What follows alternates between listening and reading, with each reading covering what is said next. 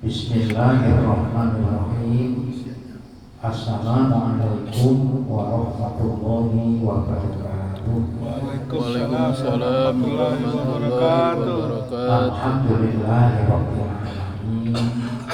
Wassalatu wassalamu ala asyrofil mursalin sayyidina wa maulana Muhammadin wa ala alihi wa ashabihi ajma'in.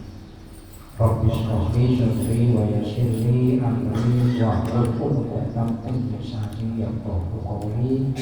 Rabbi a'udzu bika min hamazati syayatin wa a'udzu bika rabbi an yahdurun. Wa qala ayyun mustahinu bisyazri wa shalah wa innaha lakabiratun illa 'alal khashiyin. Sadaqallahul azim wa qala Nabi sallallahu alaihi wasallam wa dzkuril mauta fi shalatika fa inna ar-rajula idza dzakara al-mauta fi shalatihi la khalidun wa yuhsinu shalatahu wa salli shalata rajulin la yudunnu annahu yusalli shalatan rawahu Tirmidzi. Jamaah semuanya sama-sama dimuliakan oleh Allah Subhanahu wa Ta'ala.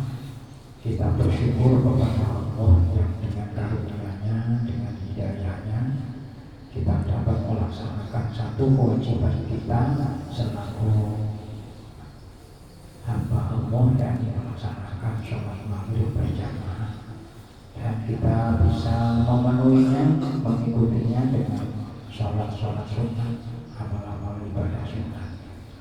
Sekarang kita sama-sama duduk di masjid yang kita cintai dengan i'tikaf, sembari bersama-sama kita menabur ilmu.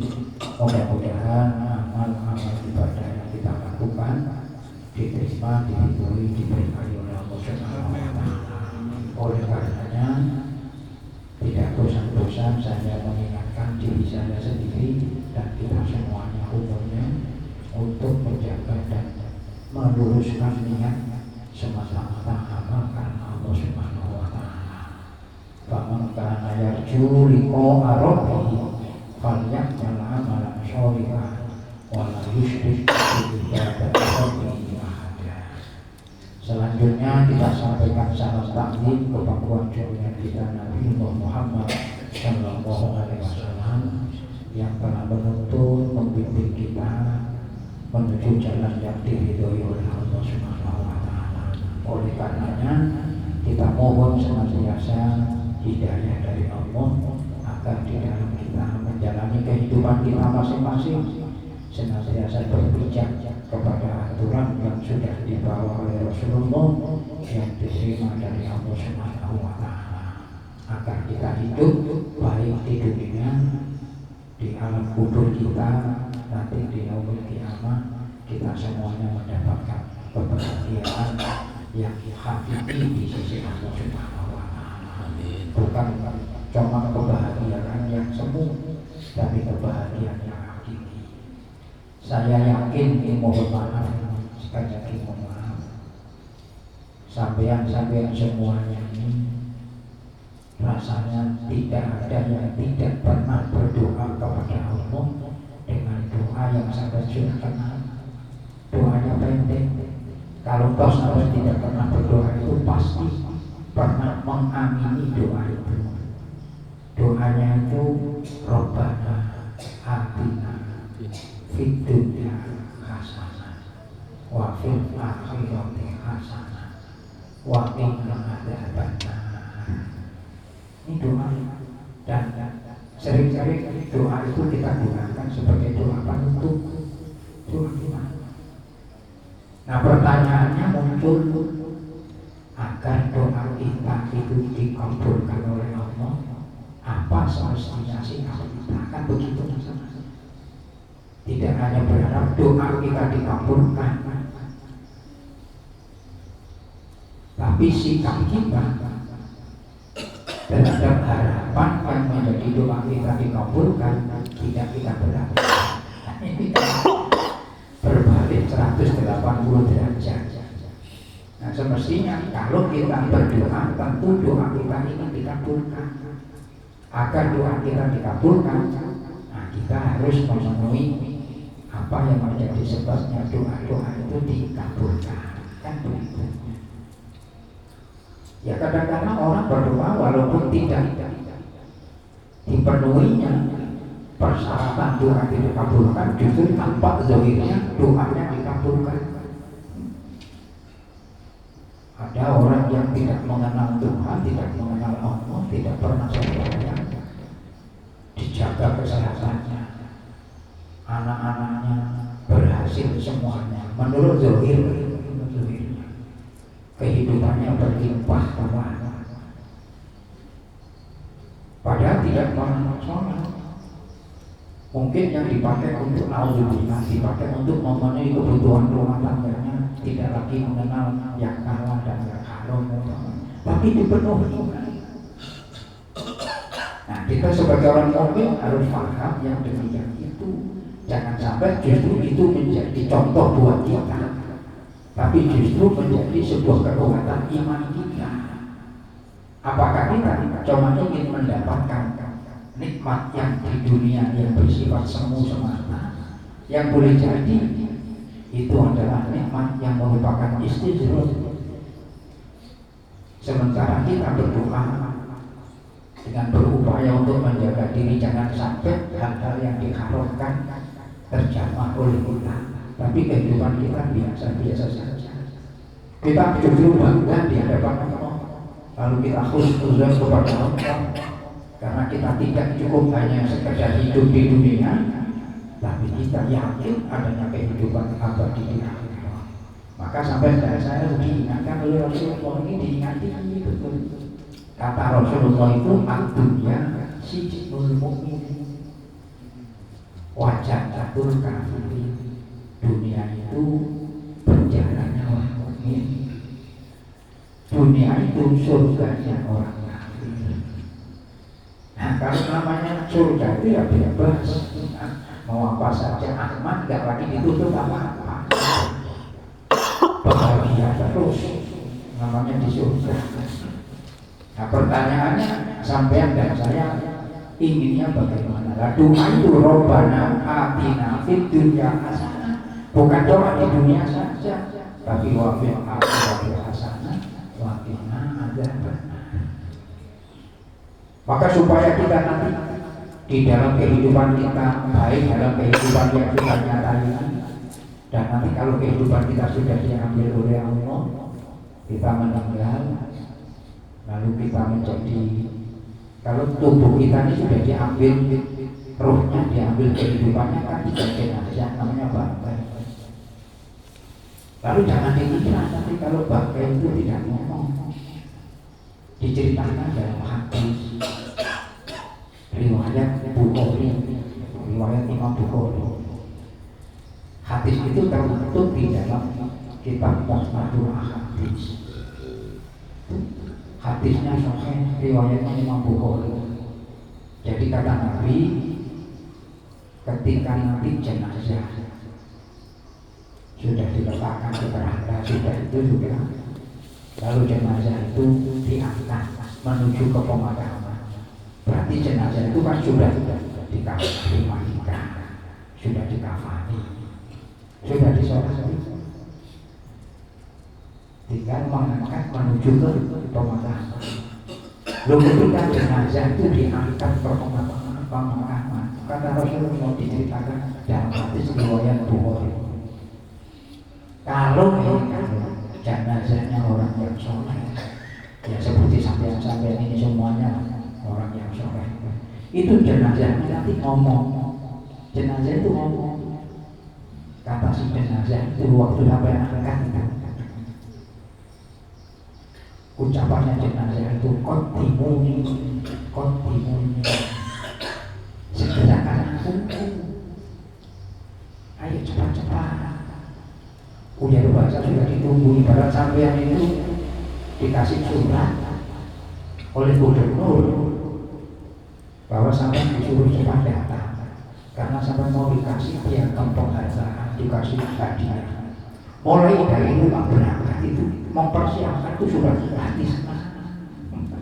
Karena mencoba dari pertanyaannya kenapa sampai dapat surat dari gubernur dari kok mendapat mereka mungkin dinilai sampai ada orang yang ada yang bagus dinilai lalu sampai juga wah mulai dari rumah sudah belum berangkat itu senang hati berbinar-binar juga cepat anak-anak cepat sudah tiba bisa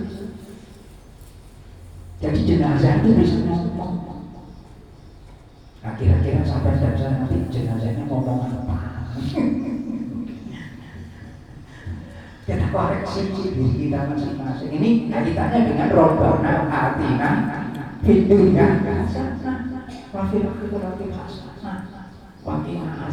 karena kehidupan di alam barzah itu kehidupan penantian pemisah antara hidup dunia dan akhirat. Nah, terus kalau Nabi sekiranya jenazah itu ghairu sholih, bukan orang yang sholih.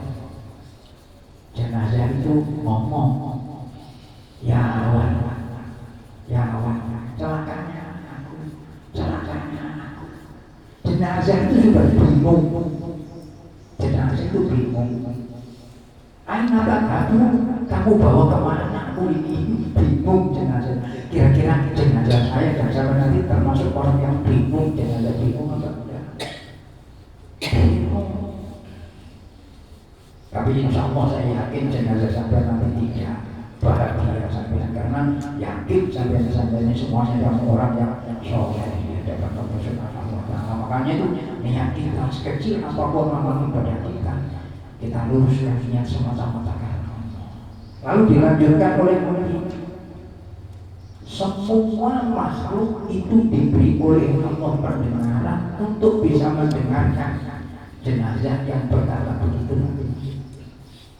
Jenazahnya orang yang soleh yang ngomong kontimun itu semuanya makhluk itu mendengarkan. Malaikat kah, jin, semua makhluk mendengarkan. Tapi di situ ada harful istisna, illa kata Nabi, illa insan, kecuali manusia. Nah, illa ini pasti ada yang dipilih oleh Allah untuk bisa mendengar, sehingga disampaikan kepada kita seperti Rasulullah mendengar, diberi oleh Allah pendengaran itu. Karena Rasulullah dijadikan sebagai sarana oleh Allah untuk menyampaikan risalahnya, disampaikan. Lalu muncul hadisnya diterangkan oleh Rasulullah. Jadi kalau sekiranya kata Rasulullah manusia itu diberikan pendengaran oleh Allah untuk bisa mendengar teriakan mayat atau jenazah yang diangkat tadi,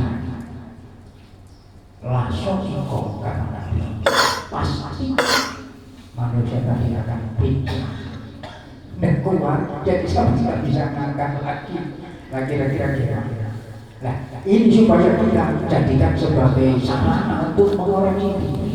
Sebelum kita diantarkan jenazah kita ke kuburan, kita semuanya sedang mengerti paham dengan siapa diri kita. Bahasa kita itu mengenali diri kita. Hadis ini kita gunakan untuk coba bersama-sama mengenali diri kita. Apakah saya dan Sabian kepingin untuk nanti menghadap kepada Allah di antara saudara kita, nanti saudara kita mendengarkan dalam iman sampai karena orang ini baik sampai ketika kehilangan ketika beliau meninggal, masya Allah orang ini baiknya di masyarakat. Tapi kalau orang itu tidak baik di masyarakat sampai syukur dia cepat meninggal. Nah, ini tidak membuat lagi gaduh di masyarakat. Tapi kalau masya Allah kita kehilangan sosok panutan sampai itu mudah-mudahan senantiasa diberikan keberkahan. Mudah didoakan orang itu senang hatinya senang lapang. Ini sebelum berjalan, sebelum sampai ke kuburan, belum lagi nanti di dalam kubur. Apa yang bisa kita berdoa? Makanya mumpung itu semuanya belum terjadi, nah kesempatan yang masih ada ini, mari kita untuk menggunakan dalam rangka dua sisi. Sisi yang pertama menjaga hablum minallah kita, lalu yang kedua sisi hablum minas kita. Ini kita jaga. Oleh karena itu saya dan sampean ini bersama-sama mengenali siapa sebetulnya diri kita. Sebab kita masing-masing akan bertanggung jawab. Seperti yang sudah saya sampaikan pada pekan kemarin, kalau toh kita ibadah sholat itu bukan untuk Tuhan, sholat itu bukan untuk orang lain, tapi sholat itu adalah untuk diri kita sendiri. Sampai Nabi kita mengingatkan kenapa kita tidak memperbaiki sholat kita. Padahal sholat itu bacaannya semuanya sama, mulai dulu sampai sekarang sama. Yang menjadi rukunnya itu sama. Adapun masalah yang sunatnya berbeda-beda. Ada yang ketika bangkit dari ruku menuju i'tidal, di saat i'tidal doanya ada yang Rabbana walakal hamdu mil'us samawati wa mil'ul ardi wa mil'u ma syi'ta min syai'in ba'du. Ada yang doanya ketika dia bangkit dari ruku menuju i'tidal, pada saat i'tidal itu doanya Rabbana walakal hamdu hamdan katsiran thayyiban mubarakan fihi. Itu berbeda. Tapi ketika rukunnya baca Fatihah semuanya sama. Rukunnya sama. Pertanyaannya muncul, Fatihah yang merupakan rukunnya sholat itu yang dikenal dengan rukun qauli, rukun ucapan, sudahkah kita memahami akan makna yang terkandung di dalamnya? Nah ini berarti kita berupaya untuk memperbaiki sholat kita. Karena Rasulullah mengatakan, idza sholat kaifa yusolli fa inna yusolli nafsi. Apakah kita tidak paham bahwa ketika kita melaksanakan sholat itu adalah untuk diri kita. Kita sudah hafal Fatihah mulai dari doa ta'awudz a'udzubillahi minasyaitonirrajim sampai bismillahirrahmanirrahim walaupun sudah hafal. Pertanyaannya, apakah sudah kita memahami tentang makna yang terkandung dari Fatihah? Maka kita berupaya untuk meningkatkan, lalu kita pahami apa yang termaksud dengan bismillahirrahmanirrahim. Sehingga ketika dalam sholat itu tidak cuma bibirnya, mulutnya, lidahnya yang bergerak untuk mengucapkan kalimat bismillahirrahmanirrahim, tapi hatinya senantiasa ikut dan ini meningkatkan. Mungkin sholat kita baru paham satu kalimat, satu ayat, semakin ditambah nanti akhirnya 7 ayat itu kita berupaya untuk menjadi orang yang paham. Maka itu dianjurkan di dalam melakukan sholat itu ketika membaca Fatihah setiap ayat berhenti. Kan sudah saya katakan setiap ayat kalau dimulai dari Bismillahirrahmanirrahim Alhamdulillahirabbil alamin, berhenti satu ayat saja berhenti. Bukan bermakna kalau diwasolkan terus dilakukan sholatnya tidak, tapi menjadi lebih baik apabila Fatihahnya setiap ayat itu diwakafkan. Karena setiap ayat ketika sampai baca itu dijawab oleh Allah. Ketika sampai saja mengucapkan Alhamdulillahirabbil alamin, itu Allah menjawab hamidani abdi, oh hambaku memuji aku. Pada waktu sholat sampai itu, pada waktu makan sampai wah tempatnya sate bukan mani. Waktu makan nasi padang, memuji nasi padang. Padahal nasi padang tidak mungkin enak kalau tidak dibuat sampai sedenak apapun. Kalau sampai tidak sampai ditarik oleh Allah tidak nyaman, barang yang enak hilang nyamannya. Padahal itu terus bagaimana kita lupa tadi ketika makan kita sudah enak memuji makhluknya Allah berupa nasi padang, nasi buding dan sebagainya. Tapi ketika sampai sore Alhamdulillahirabbil alamin sampai memuji kepada Allah. Tapi kalau hanya cuma lidah kita saja, mulut kita saja yang mengucapkan, sementara hati kita kosong, sholat kita ya ini. Maka perlu untuk kita tingkatkan, sehingga Nabi mengatakan ala tuqsimu sholataka ala yaqulul musolliya idza shalla kaifa yusolli fa inna ma yusolli li nafsi. Ada pada halaman 99. Nah sekarang di bawahnya itu masuk pada halaman 100 yang saya ulangi lagi dalam hadis yang diriwayatkan oleh Imam Baihaqi. Nah kaitannya nanti yang tadi saya katakan Rabbana atina fid dunya hasanah wa fil akhirati hasanah wa qina adzabannar.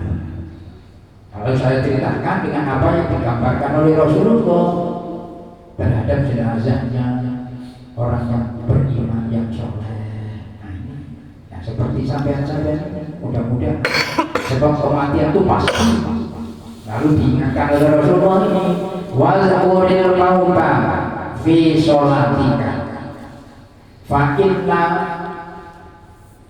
inna ar-rajula idza dzakarul mauta fi sholati la hariyun ayyuhsina sholatahu wa sholata rajulin la yuzannu annahu yusolli sholatan ghairiha. Beliau Rasulullah Shallallahu Alaihi Wasallam bersabda, ingatlah kematian di waktu kamu menjalankan sholat. Artinya ketika kita menjalankan sholat itu sadar bahwa selesai sholat melakukan sholat itu kita sudah tidak lagi bisa melakukan sholat seterusnya. Jangan wah nanti karena tidak lagi aku nanti bisa sholat lagi. Supaya sholatnya menjadi baik, maka ketika kita mengerjakan sholat itu sadar bahwa sholat itu adalah sholat yang terakhir, bahwa kita sudah nanti menghadapi kematian. Kalau kita sudah paham bahwa itu sholat yang terakhir, maka kita berupaya dalam rangka mengerjakan sholat itu melakukannya dengan sempurna, tidak melakukan dengan sekedarnya. Difahami. Ini berarti memperbaiki ibadah kita dalam makna sholat. Rasulullah mengajarkan ini. Sampai-sampai beliau mengatakan wasolli sholata rajulin la yudhannu annahu yusolli sholatan ghairiha. Hendaknya di sini kita sebagai orang yang melakukan sholat itu kita betul-betul memiliki satu keyakinan sholat dalam hati kita. Tidak akan bisa lagi melakukan sholat. Jadi sholat yang kita lakukan sholat yang terakhir. Ini tadi seperti sholat maghrib kita lakukan. Ini sholat kita melakukan sholat yang terakhir. Apakah ada jaminan kita nanti sampai waktu isya bisa tercapai? Tidak. Sholat yang terakhir. Nanti ketika dipertemukan oleh Allah dengan sholat isya, kita menyatakan bahwa sholat isya ini adalah sholat yang terakhir. Maka kita berupaya bagaimana supaya sholat isya menjadi yang baik. Kenapa? Karena kita diingatkan oleh Rasulullah bahwa sholat itu yang akan diperhitungkan pertama kali. Kan sudah seringkali kita pahami dari guru-guru kita bahwa amal ibadah sholat ini menjadi amal yang pertama kali yang diperhitungkan oleh Allah atas kita. Maka Rasulullah mengingatkan kepada kita supaya kita betul-betul kalau kita sholat itu agar menjadi sholat yang baik, bukan sekadar kaifiatnya, tapi bagaimana jiwa kita sholat ini senantiasa ikut nyambung dengan Allah Subhanahu wa Ta'ala, maka ditingkatkan. Maka bukan sekedar sholat Bismillahirrahmanirrahim Alhamdulillahirabbil alamin arrahmanirrahim maliki yaumiddin, tapi bagaimana ketika kita membaca ayat-ayat yang menjadi rukunnya dalam sholat dan lain sebagainya, itu hati kita juga ikut ke dalamnya. Jadi maka karena itu membaca suratul Fatihah setiap ayat dianjurkan, yang lebih baik adalah dengan diwakafkan setiap ayat. Artinya di sini tidak dinyatakan bahwa apabila diwasolkan lalu tidak menentukan sahnya sholat, tidak, tetap sah. Mau membaca Bismillahirrahmanirrahim Alhamdulillahirabbil alamin arrahmanirrahim maliki yaumiddin, ini dari diwasolkan, bukan menjadi sebabnya tidak sah. Cuma menurut ahli fikih dipandang lebih bagus apabila ketika membaca Fatihah di dalam sholat itu diwakafkan satu ayat. Kenapa? Dalam hadis, tuntunan dalam hadis, setiap kita membaca Fatihah satu ayat itu dijawab oleh Allah Subhanahu wa Ta'ala. Nah, mudah-mudahan sebaliknya nih, hadis yang diriwayatkan oleh Imam Abu Dawud, satu hadis tadi. Ra'aitu Rasulullah sallallahu alaihi wasallam yusolli wa fi sholli azirun ka'aziril mirjani minal bukai rawahu Abu Dawud. Nah, ini Rasulullah bukan seperti kita. Nah, cuman ini bagaimana kita bisa berusaha untuk meningkatkan kualitas di dalam kita melaksanakan ibadah sholat. Diriwayatkan oleh Imam Abu Dawud dari sahabat Abdullah bin Asyakir, berkata Rasulullah SAW, aku melihat Rasulullah Ibnu Asyakir berkata, aku melihat Rasulullah SAW melakukan sholat dan di dalam dadanya ada suara gemuruh seperti suara air mendidih di dalam belakang karena menangis. Rasulullah jadi bukan cuma zahirnya sholat kaifiyatnya tidak, tapi sakit jiwanya betul-betul sehingga betul-betul terdengar suaranya karena takutnya di hadapan Allah. Terus kita bagaimana? Sementara Rasulullah itu tidak ada yang menandingi kesempurnaan imannya sejauh itu. Jadi kita bisa melihat diri kita dengan iman kita itu dilihat dari perilaku, bagaimana perhatian kita dengan sholat. Maka sholat itu mohon maaf miniatur kehidupan kita. Perhatian kita terhadap sholat ini bisa kita menjadi ukuran. Apalagi kalau kita mensia-siakan sholat. Apalagi kalau kita memang sengaja meninggalkan sholat. Naudzubillah min dzalik. Oleh karena itu penting. Nah sekarang kita sudah senantiasa menjaga sholatnya, zuhur, asar, maghrib, isya, subuh. Lalu bagaimana kita meningkatkan kualitas kita sholat? Kan itu bisa. Sehingga nilai-nilai di dalam perbuatan kita mengerjakan sholat ini akan menjadi gambaran dalam kehidupan kita, perilaku kita, sikap kita. Nah ini kan lalu kita semuanya sudah paham dengan firman Allah, wasta'inu bisobri washolat wa innaha lakabiratun illa ala khoshiyin. Coba kita diperintah oleh Allah untuk bisa menjadikan sabar dan sholat itu menjadi penolong kita. Pertanyaannya, sudahkah mampu kita jadikan sholat itu penolong kita? Mari kita coba. Begini. Makanya sholat itu senjata kehidupan kita sebagai seorang mukmin. Lah senjatanya ini kira-kira tumpul apa saja itu kembali kepada kita. Nah kalau kita sadar bahwa senjata itu tumpul, ayo diasah. Bagaimana cara mengasahnya? Memahami akan mana terkandung di dalam sholat kalimat Allahu Akbar itu bacaan yang merupakan rukun. Nanti doa-doa yang merupakan sunnah itu kita pahami. Akhirnya di dalam sholat kita larut ini nggak mudah. Kita ini kadang-kadang sholat mohon maaf, Allahu Akbar. Ketika mohon pasti nanti pada baca itu inna sholat wa nusuki. Di belakang ada yang ramu, dadak-dadak itu sudah macam-macam itu. Nah kalau macam-macam. Nah, mari kita berupaya untuk memperbaiki kualitas ibadah kita dan mudah-mudahan ibadah kita semuanya diterima diridhoi oleh Allah Subhanahu wa taala. Maka kita tanamkan husnudzon billah, prasangka yang baik terhadap Allah Subhanahu wa taala. Kita sudah melakukan perintahnya dan di dalam wujud melakukan perintahnya itu betul-betul kita landasi semata-mata hanya meraih ridhonya Allah. Mudah-mudahan nanti kalau kita sudah meninggal, jenazah kita diangkat oleh saudara kita berkata kontimun, tidak berkata ya wahilah, cepatkan aku, tidak, tapi kita berkata cepatkan aku sudah ditunggu, sudah ditunggu. Kelihatannya sampai semuanya itu nanti mengucapkan kalimat kontimun. Mudah-mudahan Allah mematikan kita semuanya dalam keadaan husnul Al-Fatihah.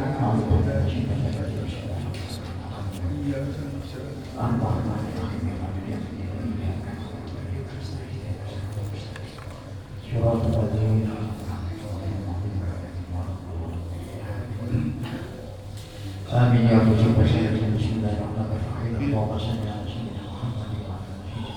Alhamdulillah. نافعا وعملا متقبلا ويقينا بشرطكم ورزقا واسعا حلالا طيبا مباركا برحمتك يا ارحم الراحمين والحمد لله رب العالمين. Kita tutup bersama dengan membaca kafaratul majlis. Bismillahirrahmanirrahim. Subhanakallahumma wa bihamdika asyhadu an la ilaha illa anta astaghfiruka wa atubu ilaik.